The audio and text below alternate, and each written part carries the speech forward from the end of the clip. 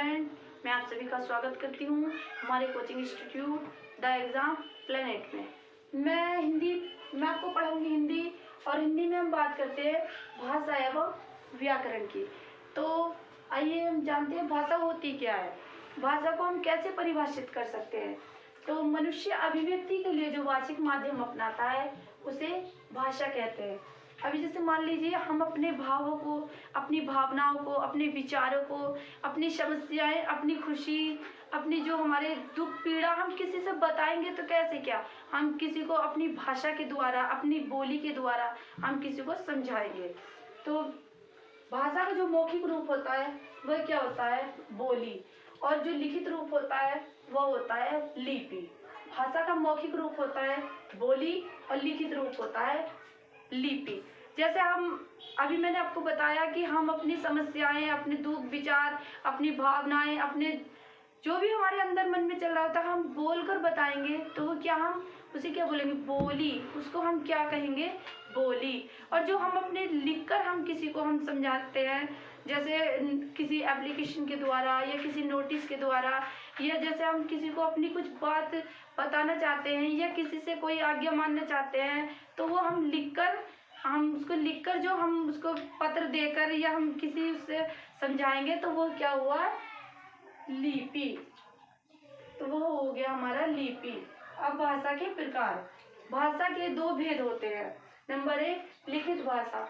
जैसे मैंने आपको बताया कि जो हम अपने विचारों को, अपनी समस्याओं को या अपनी किसी भावना को या अपनी खुशी को हम किसी के द्वारा पहुंचाना चाहते हैं, और तो हम उसको बोलने में मतलब असमर्थ हैं, या मतलब वो हमारे पास नहीं है, दूर हैं, या हम किसी को लिखकर कोई चीज़, नोटिस, पत्र, एप्लीकेशन कुछ हम किसी को भेजेंगे तो वो क्या, हम लिखकर भेजेंगे तो वो क्या हुई, हमारी लिखित भाषा हुई।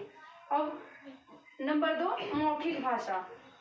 तो मौखिक भाषा क्या होती है, मौखिक भाषा हमारी जो हम मुंह से, जो हम अपने अंदर के विचार, अपनी भावनाएं हम किसी को बोलकर बताते हैं तो वह क्या हमारी मौखिक भाषा के अंदर आती है, वह क्या हमारी मौखिक भाषा के अंतर्गत आती है। अब मौखिक भाषा हमें हमारे जन्म के साथ ही हमारे परिवारजनों से, अपने परिवार से ही जिस स्थान पर हम रहते हैं उसी स्थान द्वारा हमें हमारी जो भाषा है वो मौखिक भाषा हमें मिल जाती है। जबकि लिखित भाषा को हमें किसी स्कूल में या किसी मतलब विद्यालय वगैरह में जाकर हमें सीखना होता है, और मौखिक भाषा हमें हमारे परिवारजनों द्वारा ही या हमारे स्थान द्वारा ही हमें मिल जाती है। जैसे माहौल में हम रहते हैं वो हमारी एक मौखिक भाषा बन जाती है। अब अन्य जगहों की अपनी अपनी भाषाएं होती है, जैसे पंजाब में पंजाबी, महाराष्ट्र में मराठी, भोजपुर में भोजपुरी और मगध में मगधी बोली जाती है। तो वहाँ सब क्या, उनकी अपनी अपनी भाषा होती है। अब जो भाषा की जो न्यूनतम इकाई होती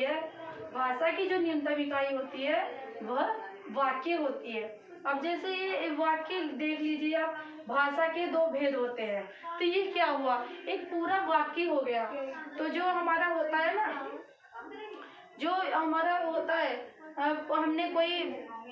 हमने वार्तालाप किया किसी को, तो उसमें से हम एक वाक्य ले लेंगे। जैसे भाषा के दो भेद होते हैं, तो ये क्या हुआ, हमारा ये वाक्य हो गया।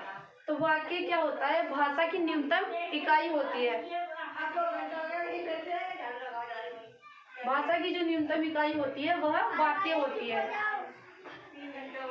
और वाक्य की जो न्यूनतम इकाई होती है वह शब्द होती है। वाक्य की जो न्यूनतम इकाई होती है वह शब्द होती है। और शब्द की न्यूनतम इकाई क्या होती है, वह वर्ण होती है। शब्द की जो न्यूनतम इकाई होती है वह क्या होती है, वर्ण होती है। अब वर्णमाला, आप जानते हैं हम वर्णमाला। वर्ण क्या है, वर्णों के उच्चारण समूह को वर्णमाला कहते हैं। वर्णों का जो हमारा उच्चारण समूह होता है उसे हम वर्णमाला कहते हैं। जब हम स्कूल में जाते हैं, विद्यालय में जाते हैं, तो हमें शुरुआत में ही हिंदी में क ख ग सिखाया जाता है। वह क्या हमारा वर्णमाला होती है। उसी वर्णमाला से, उन्हीं वर्णों के समूह से हम शब्द बनाते हैं, शब्द से वाक्य बनाते हैं, वाक्य से हम एक भाषा बना देते हैं। तो वो क्या होती है, हमारी उच्चारण समूह को हम वर्णमाला कहते हैं। अब इन्हीं वर्णों से इन वर्णों की जो संख्या होती है वह कितनी होती है? 52 होती है। तो यह तो सभी को याद रहता है, शुरू में ही हमें सिखाया जाता है कि वर्णों की संख्या कितनी होती है? 52 होती है। अब जो इसमें याद रखने वाली बात है वह क्या है? इसमें जो होते हैं, वर्णों में जो होते हैं, इसमें 11 स्वर, 33 व्यंजन और 4 संयुक्त व्यंजन, 2 द्विगुण व्यंजन, 1 अनुस्वार और 1 विसर्ग होता है। तो जो हमें याद रखने वाली बात होती है इसमें यह होती है कि इसमें 11 स्वर, 33 व्यंजन, 4 संयुक्त व्यंजन, 2 द्विगुण व्यंजन, 1 अनुस्वार, 1 विसर्ग होता है। तो यह हमारे हमारे वर्णों के समूह द्वारा ये एक भाषा बन जाती है। हमारी भाषा, वर्णों से हमारे शब्द बनते हैं, शब्द से वाक्य और वाक्य से हमारी भाषा बन जाती है। तो